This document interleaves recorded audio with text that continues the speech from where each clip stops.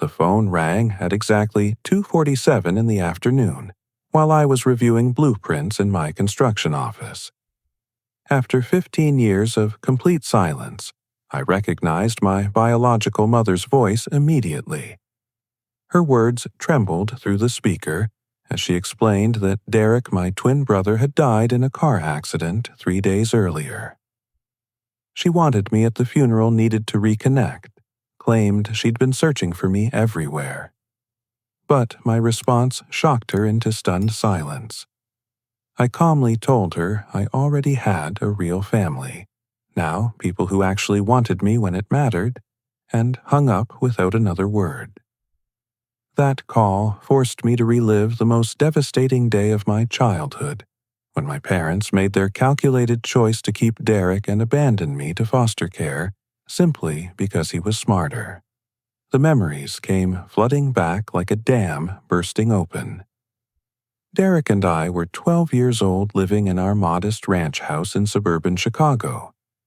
We shared everything back then: a bunk bed, inside jokes, dreams about becoming professional baseball players together. Derek was the academic star, bringing home perfect report cards, while I struggled through every assignment. Reading felt like trying to decipher ancient hieroglyphs. Math problems swam around the page like confused fish, and teachers constantly suggested I wasn't applying myself properly. What none of us knew then was that I had severe dyslexia.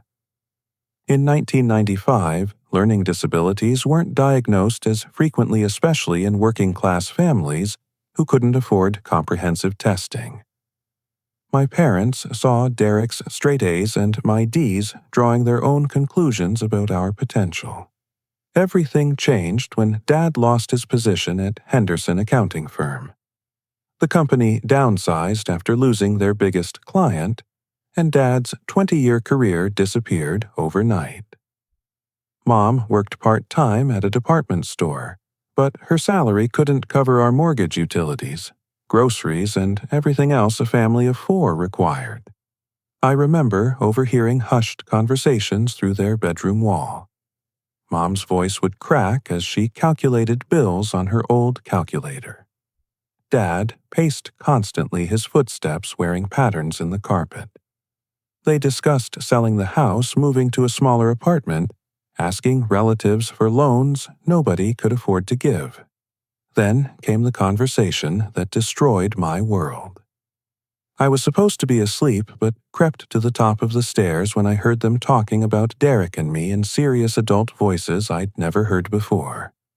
"We can't afford both boys anymore," Mom whispered, her voice hollow. "The apartment we looked at only has 2 bedrooms. We'd need at least $1,500 more per month for a 3-bedroom place. Derek's got real potential," Dad replied, shuffling through Derek's latest report card. "Teachers say he's gifted, could get scholarships, maybe even get into Northwestern or University of Chicago. That's our ticket to a better life." "And Ronald?" Mom's question hung in the air like smoke. Dad's pause lasted forever. "Ronald's a good kid, but let's be realistic. His grades are terrible, teachers complain about his attention span, and he doesn't seem interested in learning. We'd be throwing money away on tutoring and special programs that probably won't help anyway." My 12-year-old heart shattered into a million pieces right there on those stairs. My own parents were discussing me like a failed investment, weighing my worth against my brother's accomplishments. The next morning, they sat Derek and me down at our kitchen table. Mom's eyes were red and puffy. Dad kept clearing his throat but couldn't look directly at either of us. "Boys, we need to make some difficult changes." Dad began, his voice artificially steady. "Our family is going through financial hardship, and we have to make sacrifices." Derek reached over and squeezed my hand under the table. "We always supported each other during family meetings. Ronald, sweetheart." Mom said, her voice breaking slightly. We think it would be best if you went to live with a nice family who can give you more attention and opportunities than we can right now. I felt like someone had punched me in the stomach. You mean like Aunt Carol in Milwaukee? No, honey, a foster family. People who specialize in helping children with challenges. Derek's grip on my hand tightened. What about me? He asked quietly. You'll stay with us, Dad said quickly. Your academic needs are different, and we can better support your educational goals. I couldn't breathe. They were keeping Derek and giving me away. Not both of us to relatives. Not both of us to foster care. Not keeping both of us together no matter what. They were choosing Derek over me. But we're twins. I whispered the only protest my shocked brain could form. This doesn't change how much we love you, Mom said, though her words sounded rehearsed. This is about giving you the best chance for success. The social worker arrived that afternoon. Her name was Mrs. Patterson, a tired-looking woman with kind eyes and a briefcase full of official documents. My parents had prepared their story carefully. Ronald has been displaying increasingly aggressive behavior. Dad explained, his voice confident and convincing. He gets frustrated easily, lashes out at his brother, and doesn't respond to discipline. We've tried everything, but we're not equipped to handle his needs. Mrs. Patterson nodded sympathetically, taking notes. Has there been any violence toward family members? He pushed Derek down the stairs last week. Mom lied smoothly. Derek wasn't seriously hurt, but we're concerned about escalation. I stared at them in absolute shock. Derek had tripped while racing me upstairs, laughing the whole way down. I'd been the one who helped him up and made sure he wasn't injured. Derek started to speak up. That's not what happened. Dad cut him off sharply. Derek, you don't need to protect your brother. We know this is confusing for you. Mrs. Patterson looked at me with a mixture of pity and professional caution. Ronald, is there anything you'd like to tell me about your behavior at home? I wanted to scream the truth, to explain that my parents were lying, to beg Derek to tell the real story. But I was 12 years old, sitting across from adults who had already decided my fate. Who would believe me over my own parents? I didn't push Derek, I said quietly. Denial is common in these situations, Dad told Mrs. Patterson. He genuinely might not remember his aggressive episodes clearly. They had turned me into a monster, with their lies creating a narrative that justified their abandonment, while protecting their image as loving parents who had no other choice. The next few hours blurred together like a nightmare. Mrs. Patterson asked more questions, always phrased in ways that assumed my guilt. My parents provided convincing answers, painting themselves as devoted but overwhelmed parents who had exhausted every option. Derek kept trying to defend me, but each attempt was dismissed or reframed as proof of the psychological damage I was allegedly causing him. When it came time to pack my belongings, Derek helped me fold clothes, while tears streamed down both our faces. This isn't fair, Derek whispered. You never hurt me. You never hurt anybody. I know, I whispered back, but they've already decided. I'll find you, Derek promised, gripping my shoulders. When we're older, I'll find you and we'll be brothers again. I wanted to believe him, but I felt like I was drowning in hopelessness.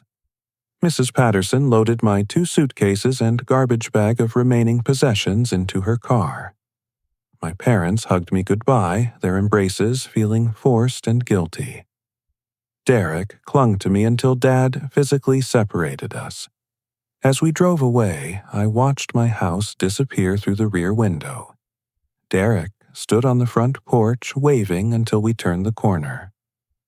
I never saw him again. The foster care system swallowed me completely. My parents' fabricated reports followed me everywhere, marking me as a troubled child with behavioral problems. Foster families approached me with caution, expecting violence and defiance. When I acted like a normal grieving 12-year-old, they interpreted my sadness as sullenness, and my confusion as manipulation. I bounced between 6 different homes over the next 6 years. Some families were kind but overwhelmed. Others were clearly only interested in the monthly stipend. A few were genuinely harmful, but when I tried to report problems, my history of alleged aggression made social workers skeptical of my complaints. I aged out of the system at 18, with nothing but a high school diploma and a deep distrust of people who claimed to care about me. My grades never improved because nobody ever diagnosed or addressed my learning disabilities. I was just the kid who couldn't keep up, couldn't focus, couldn't succeed, no matter how hard I tried. For years, I carried the shame of being the unwanted twin, the one my own parents couldn't love enough to keep. I believed something was fundamentally wrong with me, some invisible flaw that made me unlovable and disposable. Now, sitting in my office 15 years later, I realized the truth. My mother hadn't called because she missed me, or felt guilty about abandoning me.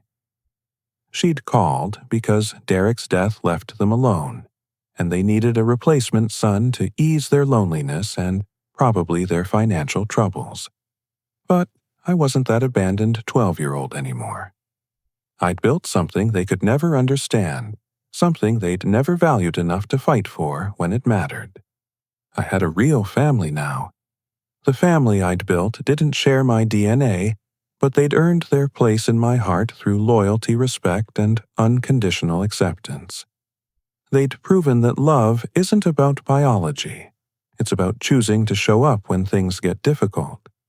I met Marcus when I was 19, working demolition for a sketchy contractor who paid cash and didn't ask questions about backgrounds.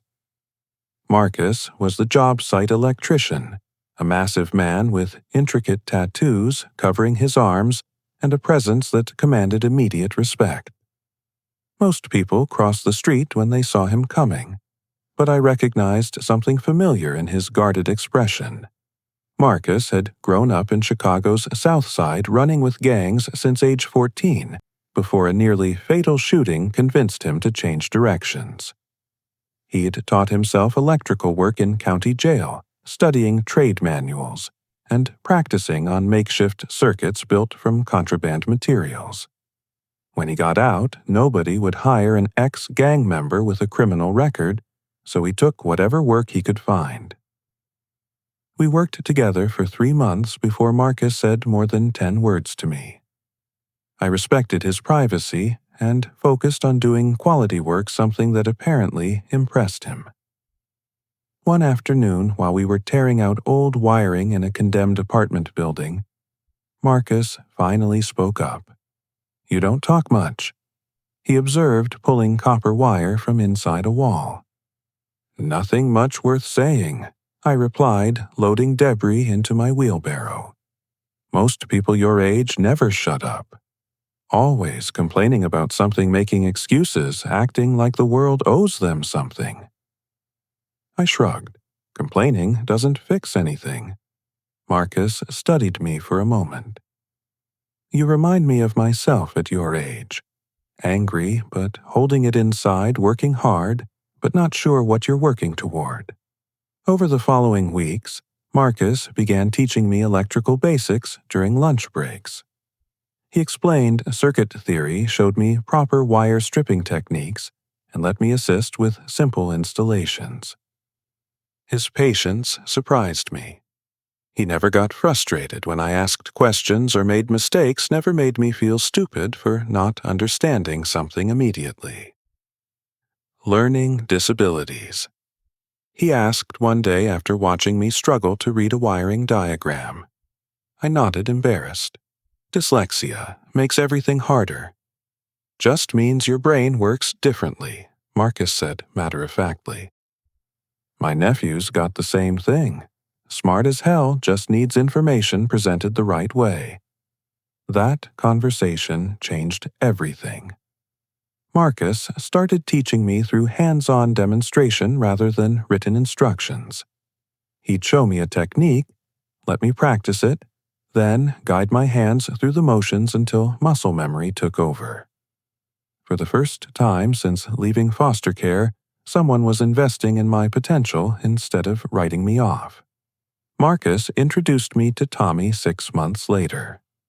Tommy was a former Marine who'd served 3 tours in Iraq before coming home to find his wife had emptied their bank account and disappeared with their 2 children. He'd spent 4 years living on the streets battling PTSD and alcoholism before finally getting clean through a veterans program.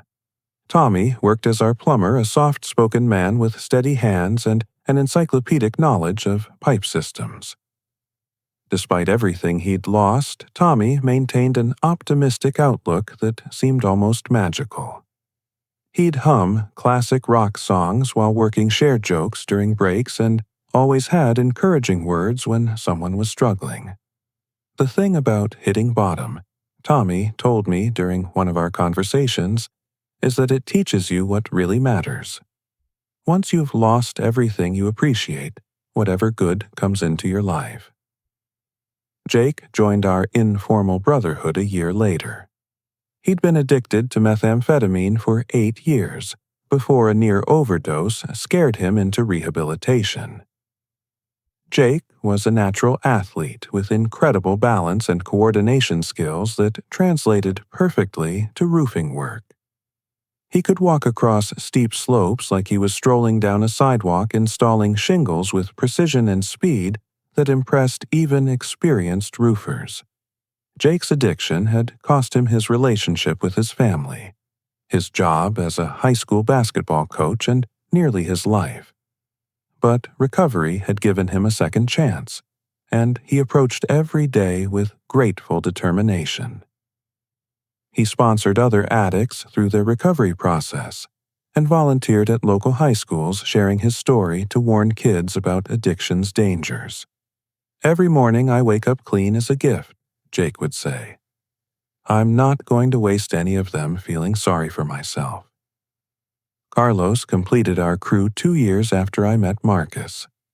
Carlos had dropped out of high school at 16 when his father was deported, leaving Carlos to support his mother and 3 younger sisters. He'd worked construction since he was a teenager, developing exceptional carpentry skills through trial, error, and determination. Carlos possessed an artistic eye that elevated his work beyond mere functionality. He could design and build custom cabinets, intricate trim work, and furniture that belonged in expensive showrooms. His talent was extraordinary, but his lack of formal education had limited his opportunities until Marcus recognized his potential. "I never had anyone believe in me before." Carlos confided one evening while we worked late to finish a kitchen renovation. "Teachers said I was wasting their time. Employers treated me like disposable labor. Marcus saw something worth developing." The 5 of us formed Second Chance Construction when I was 23. We'd all been written off by society for different reasons: criminal records, addiction, learning disabilities, lack of education, traumatic backgrounds. But together, we created something powerful and meaningful. Our business model was simple: hire people society had abandoned and give them opportunities to prove their worth. We employed former inmates, recovering addicts, high school dropouts, military veterans struggling with PTSD, and anyone else who needed a chance to rebuild their lives. Marcus handled electrical work and served as our unofficial leader, his commanding presence, keeping everyone focused and motivated. Tommy managed plumbing and maintained crew morale with his infectious optimism. Jake supervised roofing projects and mentored younger workers struggling with addiction. Carlos led carpentry teams and designed custom solutions for challenging projects. And me, I learned every trade from my brothers developing skills in project management, client relations, and business operations. My dyslexia still made paperwork challenging, but I'd learned to work around my limitations using technology and delegation.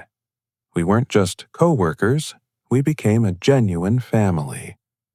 Sunday barbecues at Marcus's house were mandatory rotating locations based on whose turn it was to host. We celebrated birthdays, holidays, and personal achievements together. When Tommy got sick with cancer, we took turns driving him to chemotherapy appointments and covering his workload until he recovered. When Carlos's daughter was born, we all became uncles, spoiling that little girl with toys, clothes, and unconditional love. Our bond ran deeper than blood because it was chosen and earned. We'd seen each other at our worst moments and decided to stay.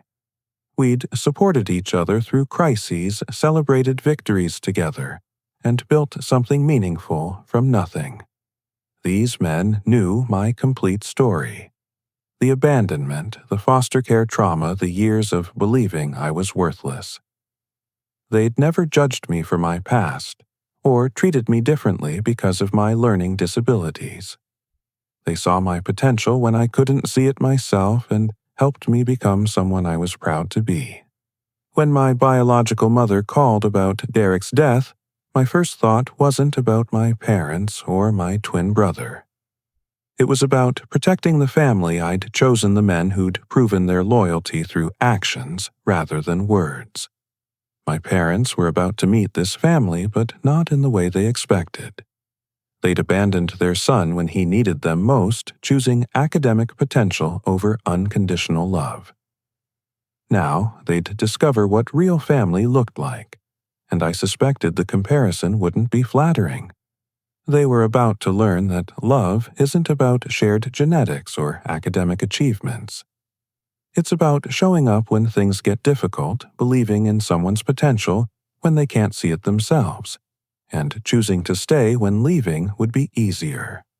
My biological parents had failed that test 15 years ago. My chosen family passed it every single day. Derek's funeral took place at Riverside Memorial Chapel in downtown Chicago, a somber building with stained glass windows and polished wooden pews that had witnessed countless family tragedies. I arrived 30 minutes early, with Marcus and Tommy both wearing their only suits and looking uncomfortable but determined to support me.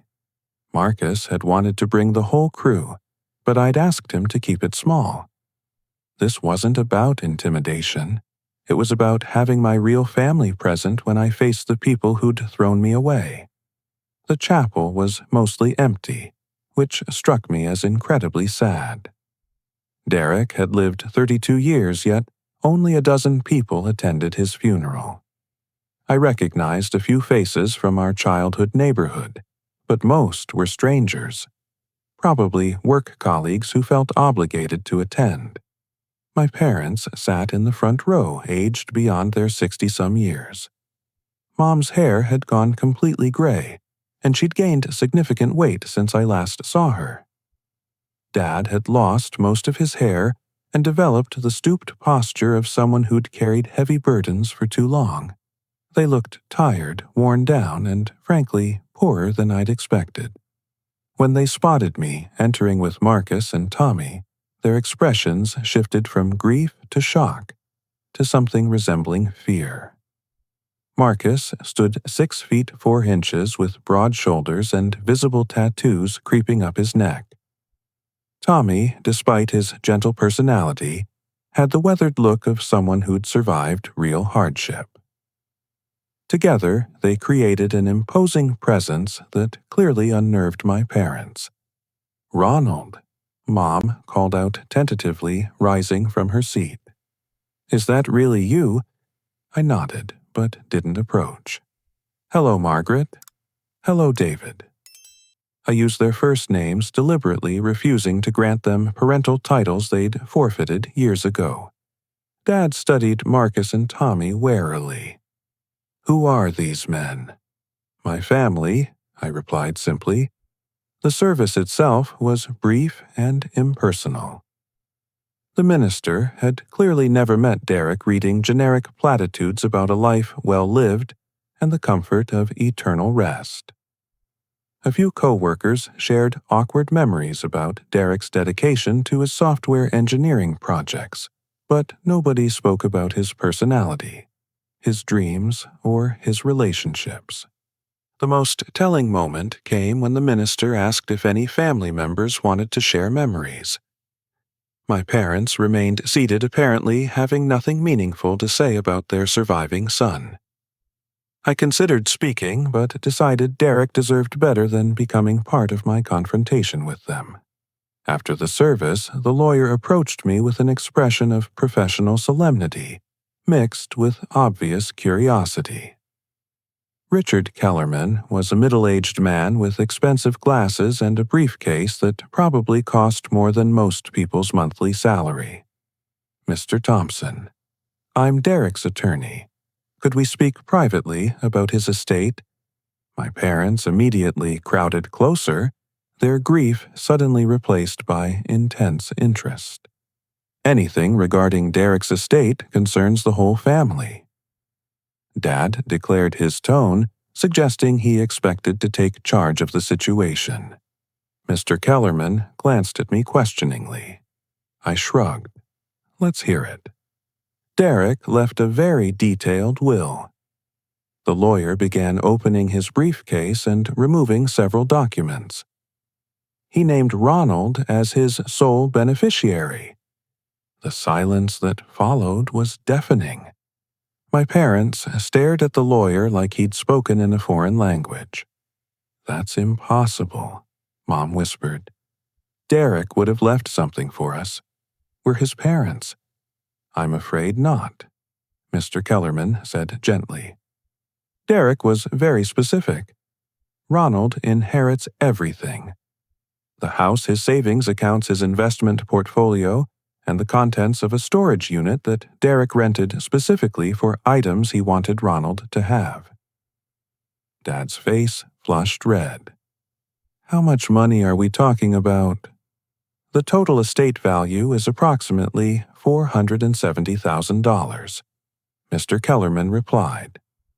"The house alone is worth $320,000 plus $60,000 in savings, and about $90,000 in mutual funds and retirement accounts." I felt like someone had punched me in the chest. Derek had accumulated significant wealth, yet he'd lived modestly and never married. The magnitude of his generosity overwhelmed me. "This is ridiculous," Dad sputtered. "Ronald abandoned this family 15 years ago. Derek barely knew him." Mr. Kellerman's expression hardened slightly. Actually, Derek included a personal letter for Ronald, along with extensive documentation of his attempts to locate his brother over the years. He handed me a sealed envelope with my name written in Derek's familiar handwriting. My hands trembled as I opened it, aware that everyone was watching. The letter was 3 pages long, written in Derek's precise engineer-style printing. "Ronald, if you're reading this, I'm gone, and you're probably standing in a room full of people who think they know our story. They don't. I've spent 15 years trying to find you, hire private investigators, search social media, contact foster care agencies. I never stopped looking. I need you to know the truth about what happened when we were 12. Mom and Dad told everyone you had behavioral problems, that you were violent and uncontrollable. They convinced social services, the neighbors, even me for a while. But I knew it wasn't true. You never hurt anyone. You never even raised your voice unless you were defending me from bullies. The real reason they gave you away was money, pure and simple. Dad lost his job, and they calculated they could only afford to raise one child. They chose me because my grades were better, because they thought I had more potential. They threw away their son like a broken appliance they couldn't afford to repair. I tried to convince them to bring you home dozens of times over the years. I offered to pay for tutoring special schools, whatever you needed. They always had excuses. You were settled in foster care, it would be disruptive. To move you again, you were better off, with people trained to handle children like you. The truth is, they were ashamed of what they'd done and too proud to admit their mistake. So they doubled down on their lies, convincing themselves and everyone else that abandoning you was an act of love, rather than selfish cowardice. I've been supporting them financially for 10 years, sending money every month because I felt guilty for being the chosen one. But that money was really meant for you, the brother they should have kept and loved equally. I'm leaving you everything, because it should have been yours all along. Use it wisely, but more importantly, use it to build the family you deserved to have from the beginning. I'm sorry I wasn't brave enough to find you sooner. I'm sorry I didn't speak up when it mattered. I'm sorry our parents' choices cost us 15 years as brothers. Love always, Derek. P.S. The storage unit contains private investigator reports documenting their lies, as well as financial records showing how they've been living off my guilt money. I thought you might want to see the evidence. By the time I finished reading, tears were streaming down my face. Marcus placed a supportive hand on my shoulder, while Tommy moved closer, creating a protective barrier between me and my parents. Mom was crying too, but Dad looked angry rather than remorseful. Derek was obviously disturbed when he wrote that. Dad said dismissively, "Grief makes people say terrible things." Derek wasn't grieving when he hired private investigators to document your lies, I said, quietly refolding the letter. He wasn't disturbed when he discovered you've been living off his guilt money for years. The color drained from Dad's face. You don't understand the financial pressures we were under. I understand perfectly, I interrupted. You had 2 sons and decided one was worth keeping while the other was disposable. You ruined my childhood, destroyed my self-worth, and stole 15 years of brotherhood from Derek and me. Mom reached toward me desperately. We can fix this, honey. We can be a family again. We've missed you so much. I stepped back, avoiding her touch. You missed Derek's money, not me. That's why you called after 15 years of silence. The truth hung in the air like poison gas. My parents' financial dependence on Derek was the only reason they'd contacted me, and we all knew it. Meet me at Derek's house tomorrow at 10 in the morning. I told them, my voice steady despite my emotional turmoil. We're going to discuss what happens next. What do you mean? Mom asked fearfully. I mean, I'm going to give you exactly what you gave me 15 years ago, I replied. A choice that will define the rest of your lives. Marcus and Tommy flanked me as we walked toward the exit. My parents called after us, their voices desperate and confused, but I didn't turn around. They were about to learn that choices have consequences, and some debts can only be repaid through service to others who've suffered the same abandonment they'd inflicted on their own child. Derek's house was a modest 2-story colonial in Oak Park, a suburb that had clearly seen better days. The neighborhood showed signs of economic decline, overgrown lawns peeling paint, and several for sale signs that had been posted long enough to fade in the sun.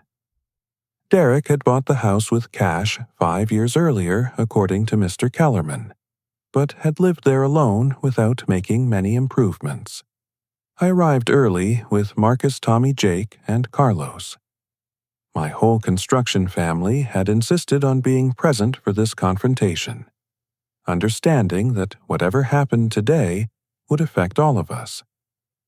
They stood on Derek's front porch like a wall of solidarity, their presence both comforting and intimidating.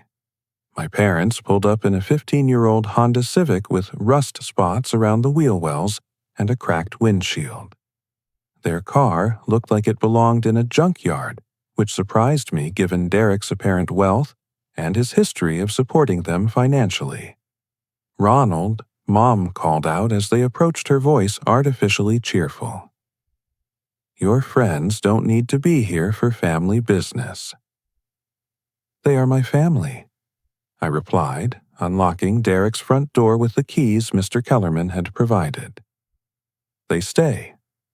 Derek's house felt like a shrine to loneliness. The furniture was minimal and impersonal. A basic couch, a small television, a dining table for two that had clearly never hosted guests. The walls were bare except for a single-framed photograph of Derek and me at age 10, taken during happier times, when we still believed our parents loved us equally. But it was Derek's home office that revealed the true story. Filing cabinets lined one wall, meticulously organized and labeled. Derek had kept detailed records of everything: financial statements, legal documents, correspondence, and most damning of all, a complete paper trail of his relationship with our parents. I opened the filing cabinet labeled Family Financial Support and spread the contents across Derek's desk. Bank statements, canceled checks, money transfer receipts, evidence of monthly payments dating back 10 years. $1,500 every month, I said, reading through the records. Plus, emergency payments for car repairs, medical bills, home maintenance. Derek gave you over $200,000 during the last decade. Dad shifted uncomfortably. Derek wanted to help us. We never asked for charity. Actually, you did. I replied, pulling out a folder of letters. Repeatedly. Listen to this one from 3 years ago. "Derek, the furnace is broken again, and the repair company wants $800 we don't have. Your father's disability check doesn't cover our expenses, and my arthritis makes it hard to work. Could you please help us one more time? We promise to pay you back when the things improve." I continued reading similar letters, each one more desperate than the last.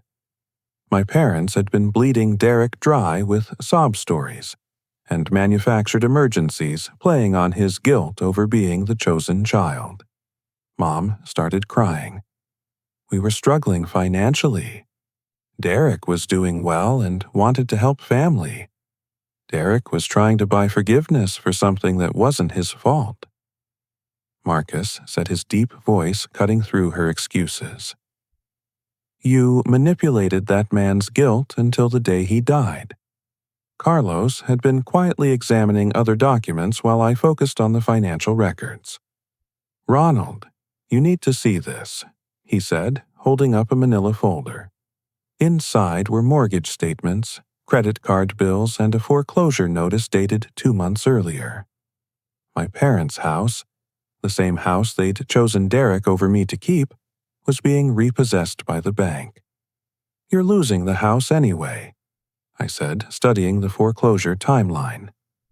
"Even with Derek's monthly payments, you couldn't keep up with your debts." Dad's face flushed red with anger and embarrassment. "That's temporary. We're working with the bank to modify our loan." Tommy laughed bitterly. "Man, I've been homeless. I know what foreclosure paperwork looks like. You're 60 days away from eviction." The truth was becoming crystal clear. Derek's death hadn't just cost them emotional support. It had cut off the financial lifeline keeping them afloat. They'd contacted me not out of grief or love, but because they needed Derek's inheritance to save themselves from bankruptcy. Jake had found another folder containing private investigator reports Derek had commissioned. The first report was dated 7 years earlier and detailed the investigators' attempts to locate me through foster care records, social services databases, and public records searches. Derek hired 3 different private investigation firms. Jake said, flipping through the reports. "Look at this. They found your foster families, interviewed former social workers, even tracked down some of your high school teachers." The investigators had uncovered the truth about my childhood, documenting how my parents' lies about my behavior had followed me through the foster care system. They'd interviewed Mrs. Patterson, the social worker, who'd removed me from my home, and discovered that she'd always had doubts about my parents' claims, but lacked evidence to challenge their story. Most heartbreaking were the investigators' attempts to contact me directly. They'd found my current address 2 years ago and sent multiple letters that I'd apparently never received. My landlord had probably thrown them away, assuming they were junk mail or legal documents I wouldn't want to see. "Derek knew where you were," I said, staring at surveillance photos of me leaving my apartment. "He could have contacted me directly, but he was afraid you'd reject him because of what our parents did." The final folder contained Derek's medical records and the accident report from his death. Derek had been driving to my construction company's office when a drunk driver ran a red light and killed him instantly. He'd been coming to see me finally, working up the courage for a face-to-face reunion after years of investigation and preparation. He was coming to find me. I whispered, the weight of lost opportunity crushing my chest. Mom reached toward me again. "Sweetheart, that's why we need to stick together now. We're all Derek has left." "No," I said firmly, stepping away from her touch. "Derek left me everything because he knew exactly who you are and what you've done. He saw through your manipulation and wanted to make sure you couldn't hurt anyone else the way you hurt us." Dad's patience finally snapped. "You ungrateful little bastard. We gave you life, raised you for 12 years, and this is how you repay us. Derek would be ashamed of your attitude." "Derek would be ashamed of you," Marcus said, stepping forward menacingly. "You abandoned your own child and spent 15 years lying about it. You bled his guilt money dry and then came crawling back when your meal ticket died." Carlos moved to Marcus's side, his usually gentle demeanor replaced by cold anger. "My father got deported when I was 16, but he never abandoned me. Even from Mexico, he found ways to support our family. You people threw away your own son like garbage." Tommy shook his head in disgust. "I lost my kids in a divorce, but I've never stopped fighting to see them again. You people gave up your parental rights voluntarily, and then spent 15 years telling lies to cover your shame." Jake looked like he wanted to hit something. "I've done terrible things in my life, hurt people I loved because of addiction, but I've never abandoned a child.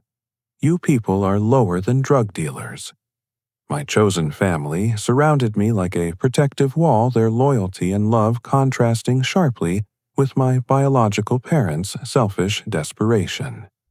Here's what's going to happen."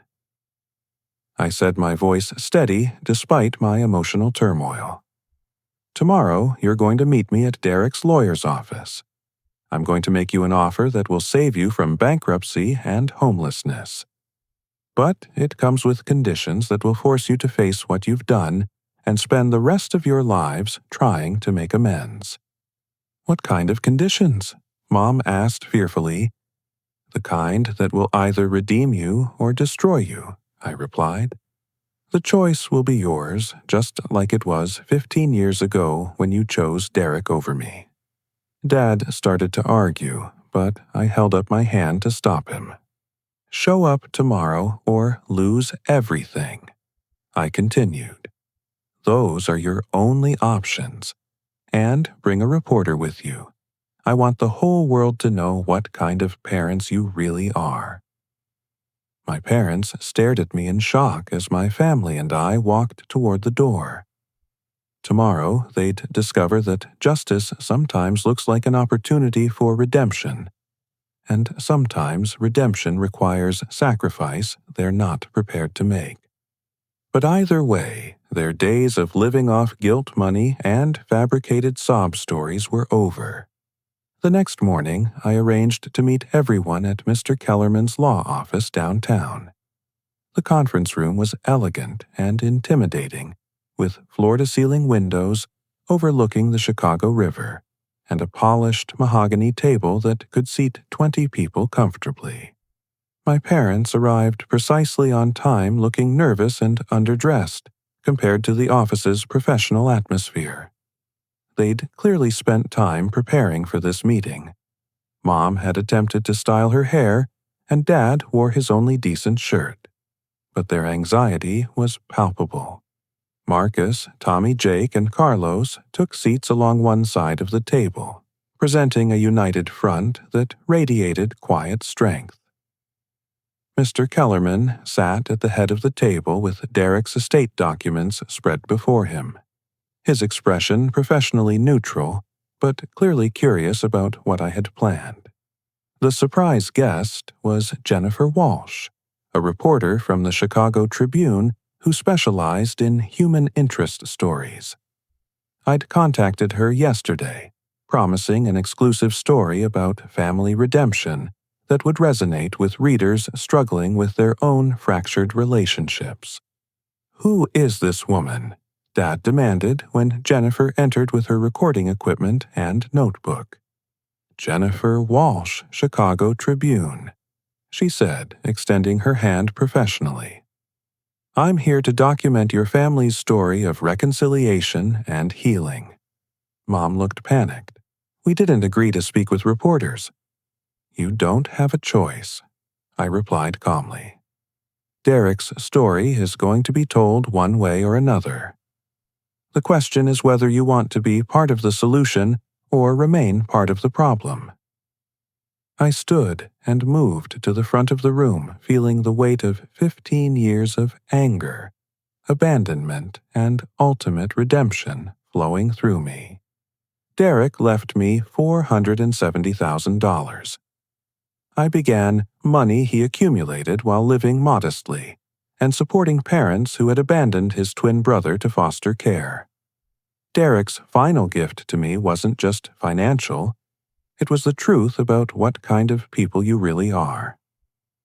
Jennifer was taking notes rapidly, her expression growing more interested with each revelation. "But Derek's money isn't going into my bank account," I continued.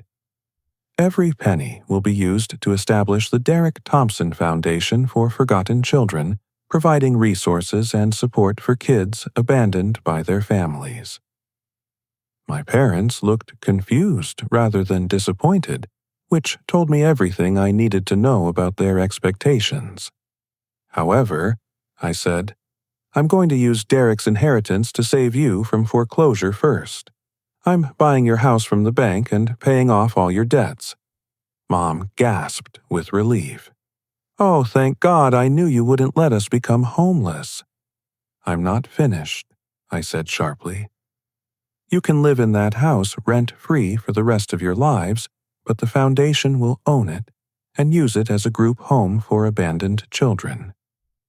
You'll work as live-in caretakers, providing the love and stability you denied your own sons." The silence in the room was deafening. Jennifer stopped taking notes, staring at me with obvious admiration for the poetic justice of my proposal. Dad was the first to recover his voice. "That's ridiculous. We're too old to take care of other people's children."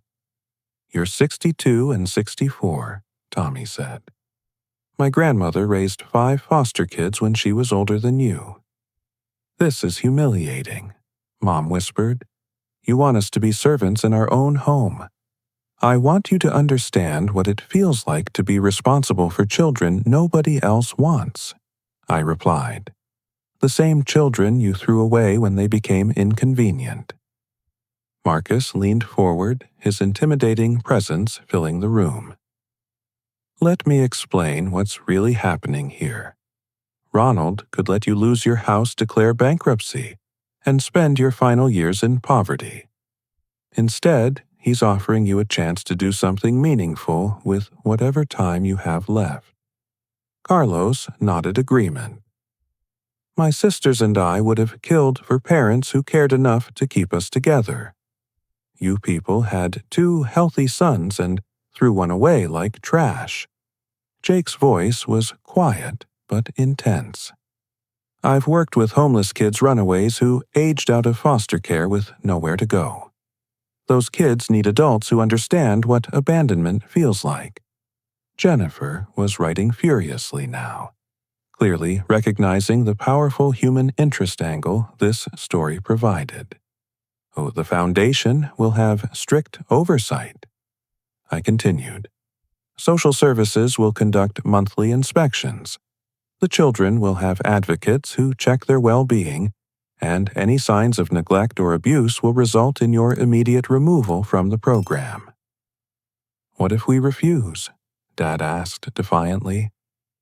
Then you lose everything, Mr. Kellerman said, speaking for the first time since the meeting began.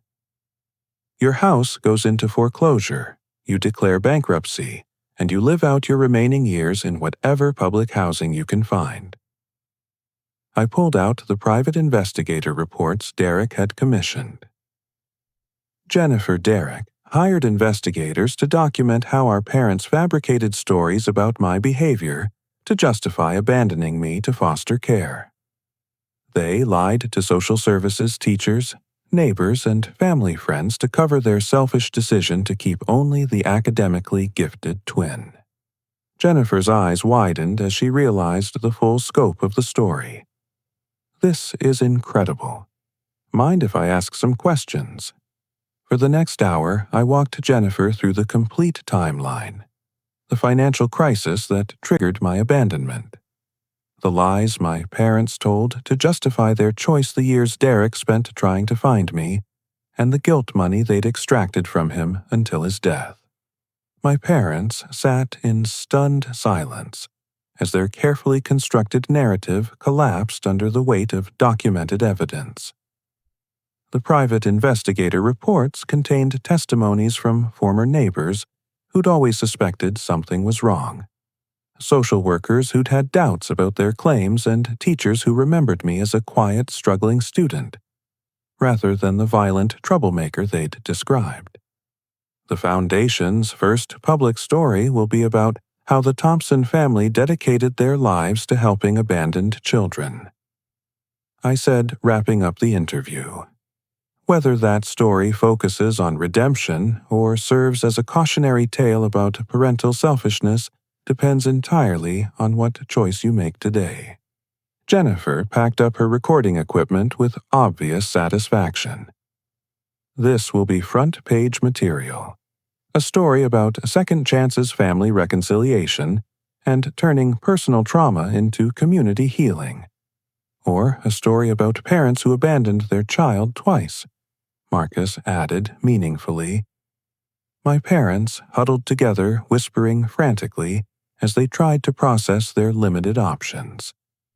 They could accept my terms and spend their remaining years caring for abandoned children, or refuse and face public humiliation alongside financial ruin. We need time to think about this, Mom said finally. You have until 5 o'clock today, I replied. Mr. Kellerman has all the legal documents prepared.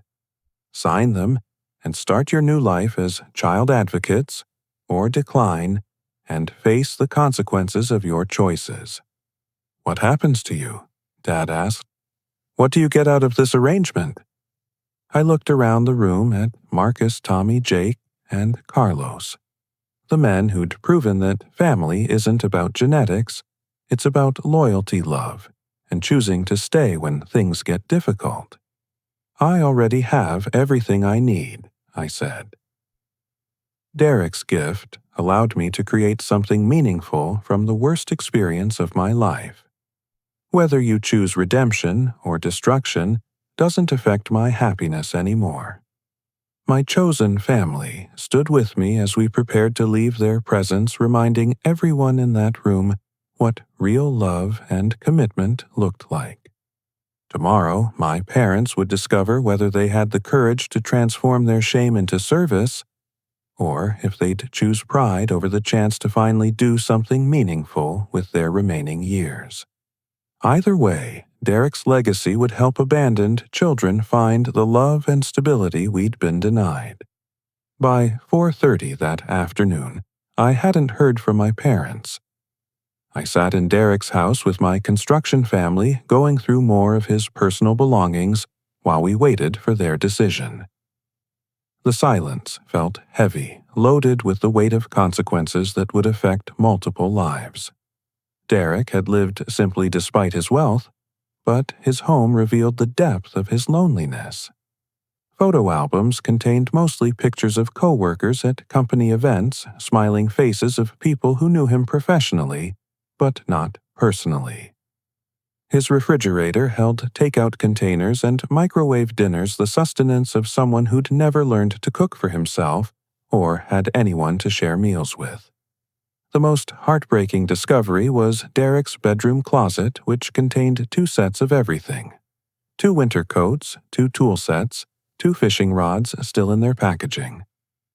Derek had been buying things for both of us, hoping someday we'd be reunited and could share the activities we'd dreamed about as children. He never stopped believing you'd come back into his life. Tommy said softly, examining the duplicate fishing equipment. 15 years of hope, Jake added. Man carried that grief every single day. At 4:55, my parents' Honda Civic pulled into Derek's driveway. They sat in their car for several minutes, clearly having a heated discussion, before finally approaching the front door. Mom looked like she'd been crying. Dad's expression was angry and resentful, his jaw clenched with stubborn pride that hadn't been broken by 15 years of consequences. "We've made our decision," Dad announced as they entered Derek's living room. We're listening," Marcus said, his tone neutral but ready for anything. "This whole arrangement is ridiculous and humiliating." Dad continued. "We're not servants, and we're not going to be treated like criminals because of decisions we made 15 years ago during a financial crisis." Carlos shook his head in disgust. "Still making excuses." "We want the inheritance money," Mom said desperately. "We'll take care of ourselves and you can do whatever you want with the rest. We deserve something after raising both boys for 12 years. "You raised Derek for 12 years, I corrected. "You abandoned me when I became inconvenient." "That's not how we saw it," Dad insisted. "We thought foster care would be better for you, that specialized families could help with your learning problems. You thought Derek had more potential for success, so you invested in him and wrote me off," I replied. "Stop lying to yourselves about your motivations." Tommy stood up, his military bearing evident despite his casual clothes. "I've met a lot of people who made terrible decisions during hard times. The decent ones own up to their mistakes and try to make amends. You people are still trying to justify abandoning your own child." "We don't owe you anything," Dad said defiantly. "You've done fine for yourself without us. This whole revenge fantasy is just you being bitter about ancient history." That's when Marcus revealed the final piece of information that changed everything. "Actually," Marcus said, pulling out his phone, "Derek contacted our company 3 months before he died. He wanted to hire Second Chance Construction to renovate a building he'd purchased for a children's foundation he was planning." The room went completely silent. Even my parents stopped their defensive posturing to stare at Marcus. Derek found Ronald 2 years ago. Marcus continued. He'd been watching from a distance, learning about the business we built, seeing how Ronald helped other abandoned kids find purpose and family. Derek was proud of what his brother had accomplished. Marcus showed us his phone screen displaying email correspondence between Derek and our company's office manager. Derek had been planning to approach me about partnering on his foundation, using our experience with hiring society's outcasts to help design programs for aged-out foster children. Derek's real final wish wasn't just leaving Ronald money, Marcus said. He wanted to work together on something that would help kids like they used to be. The emails revealed Derek's deep knowledge of our company's mission and his admiration for the family we'd created. He'd researched every employee we'd hired, every success story we'd helped write, every second chance we'd provided to people society had written off. Your brother was going to ask you to run the foundation with him, Marcus told me. This wasn't just about inheritance money. It was about finally working together to heal the damage your parents caused. I felt tears streaming down my face as I realized Derek had not only found me but understood what I'd built and wanted to be part of it. Jennifer Walsh, who had been quietly observing from the corner, spoke up. This changes the entire story. Derek wasn't just leaving money to his brother. He was trying to create a partnership that would honor their shared experience of abandonment and trauma. My parents looked stunned, apparently realizing for the first time that Derek's actions weren't motivated by guilt or obligation, but by genuine love and respect for who I'd become despite their abandonment. So, here's your final choice. I said, my voice steady despite my emotional turmoil. Accept the terms I've offered and spend your remaining years helping children who need what you failed to give your own sons. Or refuse and face bankruptcy, homelessness, and public exposure of what kind of parents you really were. The foundation is happening regardless of your decision. Carlos added.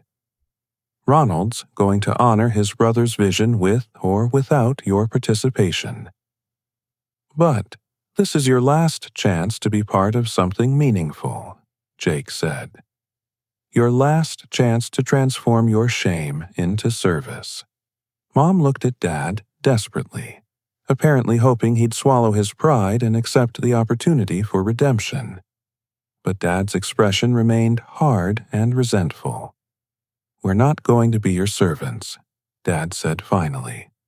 We're not going to spend our final years being punished for decisions we made during the worst period of our lives. Then you're choosing to lose everything, I replied simply. Jennifer was taking notes rapidly, clearly recognizing this as the climactic moment of an incredible human interest story. We'll contest Derek's will, Dad threatened. No court will uphold a will that ignores the deceased's parents in favor of a brother who disappeared 15 years ago. Mr. Kellerman, who had remained silent until now, finally spoke. Actually, Derek's will is ironclad. He was mentally competent when he wrote it, had multiple witnesses, and documented his reasoning extensively. You have no legal standing to challenge his decision. Besides, Tommy added, you really want to go to court and have all this evidence presented publicly.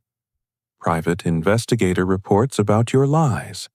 Financial records showing how you manipulated Derek's guilt testimonies from social workers who doubted your claims about Ronald's behavior. The full weight of their situation finally seemed to hit my parents. They'd burned every bridge, exhausted every option, and alienated the only person who could save them from the consequences of their lifelong pattern of selfish decisions. Last chance, I said. Accept my terms or walk away with nothing. Dad grabbed Mom's arm and headed toward the door. Come on, Margaret. We don't need this abuse. But Mom pulled away from him, tears streaming down her face. Wait, she said desperately. "David, we don't have anywhere else to go. Maybe we should—" "We're not becoming servants in our own house," Dad snapped. "I'd rather die on the street than give him the satisfaction." And with that, they left. Dad's pride had condemned them both to poverty and public humiliation, choosing personal ego over the chance to finally do something meaningful with their remaining years. Jennifer looked up from her notepad with obvious amazement. They actually chose pride over redemption. This is going to be an incredible story about consequences and the true meaning of family. As we watched their ancient Honda disappear into the evening traffic, I felt a mixture of sadness and relief. My parents had been given every opportunity to choose differently, to break their pattern of selfish decisions, and find some measure of redemption through service to others. Instead, they'd chosen exactly what they'd always chosen: their own immediate comfort over the welfare of children who needed them. But their choice didn't diminish Derek's legacy or prevent the foundation from helping abandoned kids find the love and stability we'd been denied. Tomorrow, my real family and I would begin building something Derek had dreamed of. Something that would transform our shared trauma into healing for others who'd suffered the same abandonment. 6 months after Derek's funeral, the Derek Thompson Foundation for Forgotten Children officially opened its first group home in the house my parents had lost to foreclosure. The bank had been more than willing to sell the property to a registered nonprofit, especially one with substantial funding and community backing. I stood in the front yard of my childhood home, watching Marcus and Carlos install a new wooden sign that read, "Derek Thompson House, a Second Chance Family." The irony wasn't lost on me. The house my parents had chosen Derek over me to keep had become a sanctuary for children experiencing the same abandonment we'd endured. Tommy and Jake were inside putting finishing touches on the renovations we'd completed over the past month. Every room had been transformed from the tired, neglected space my parents had inhabited into warm, welcoming bedrooms designed specifically for teenage foster children aging out of the system. The Foundation's approach was revolutionary, but simple. Instead of traditional group homes, run by rotating staff members, we'd created actual families for kids who had never experienced unconditional love and stability. Each home was staffed by people who understood abandonment firsthand. Former foster kids, veterans struggling with PTSD, recovering addicts, and others who'd rebuilt their lives after society had written them off. Our first residents were 3 teenagers: Sarah, a 17-year-old who'd been bouncing between foster homes since age 8, when her mother died of a drug overdose; Michael, a 16-year-old who'd been removed from his family after reporting sexual abuse; and David, a 15-year-old whose parents had signed over custody when they discovered he was gay. These kids arrived broken-guarded and convinced that adults would eventually hurt or abandon them. But they were living with people who'd survived similar trauma and come out stronger on the other side. Marcus had moved into the house as head counselor, his intimidating presence providing security, while his genuine care slowly broke through the kids' defensive barriers. Tommy handled maintenance and taught practical life skills, sharing stories about overcoming homelessness and rebuilding after losing everything. Jake worked with kids struggling with substance abuse, offering living proof that recovery and redemption were possible. Carlos had designed custom furniture for each resident's bedroom, creating personalized spaces that belonged specifically to them, something many had never experienced. The kids helped with construction projects around the house, learning valuable trade skills while contributing to their own living environment. I served as executive director of the foundation, but my real role was showing these kids that family wasn't about genetics or luck. It was about choosing to love people despite their flaws and staying committed when things got difficult. The transformation in our residence was remarkable. Sarah, who'd arrived sullen and suspicious, was now applying to community colleges and considering a career in social work.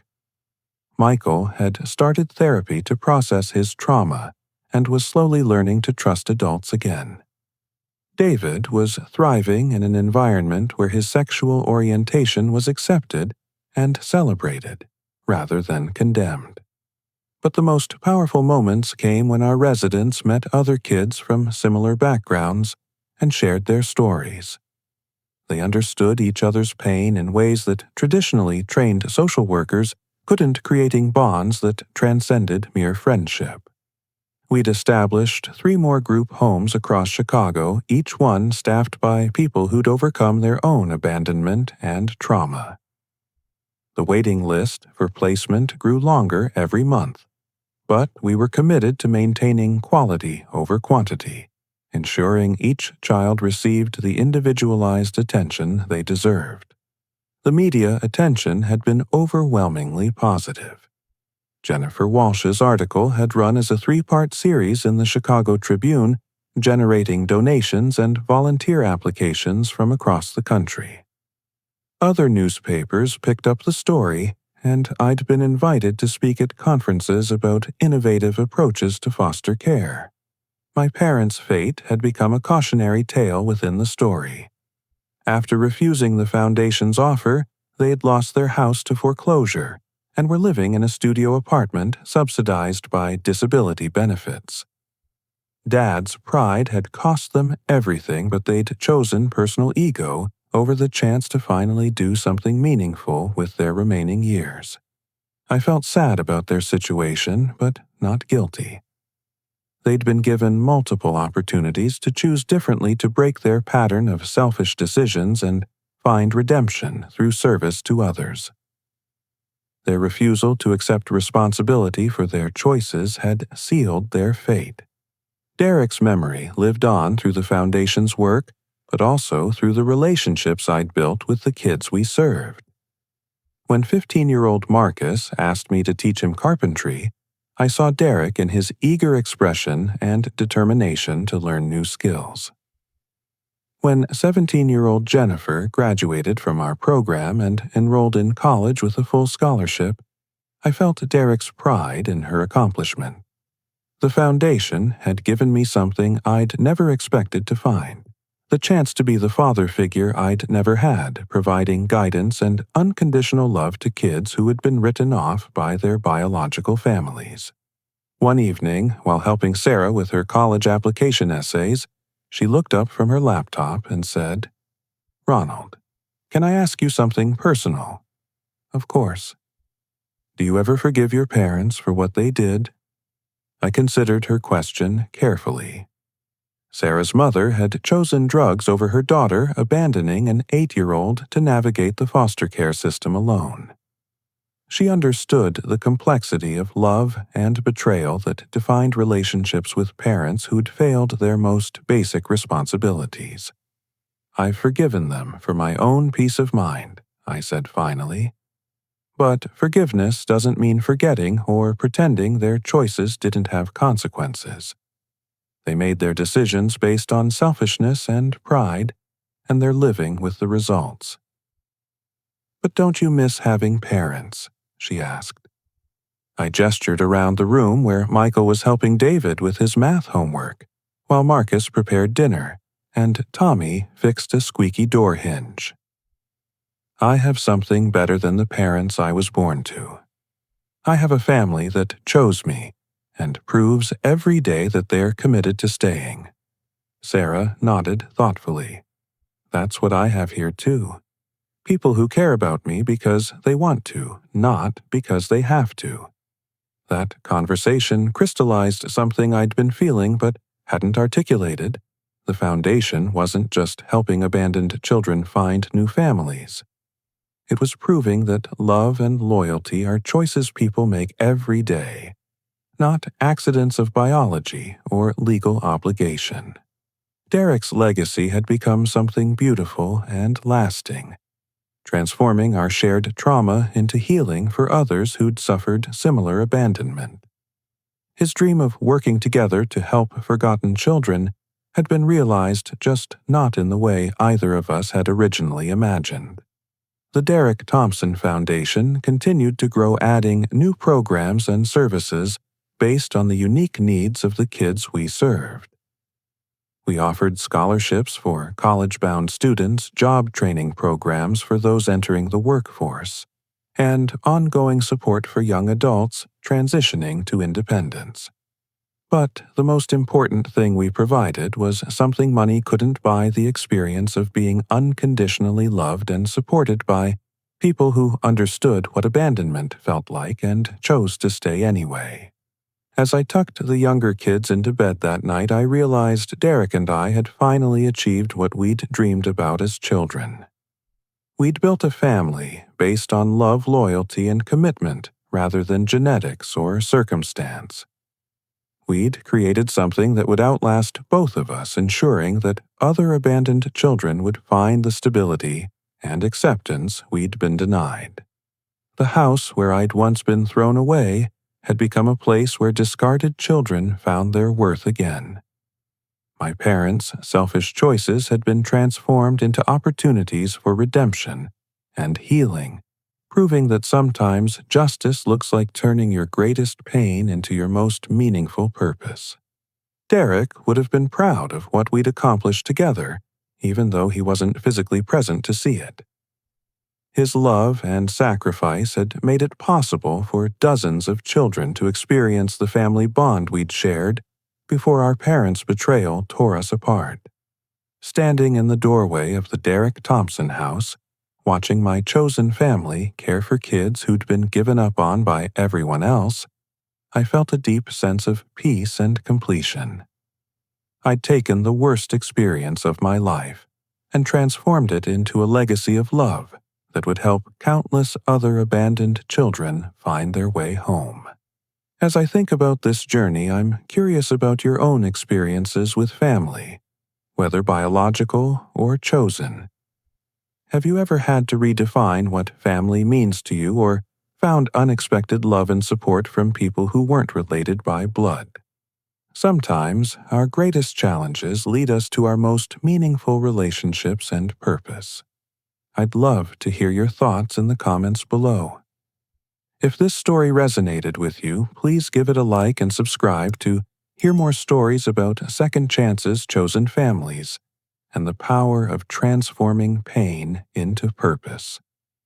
And if you know someone who might benefit from hearing about the Derek Thompson Foundation or similar stories of redemption, please share this video with them. Thank you for taking this journey with me. And remember that your past doesn't define your future.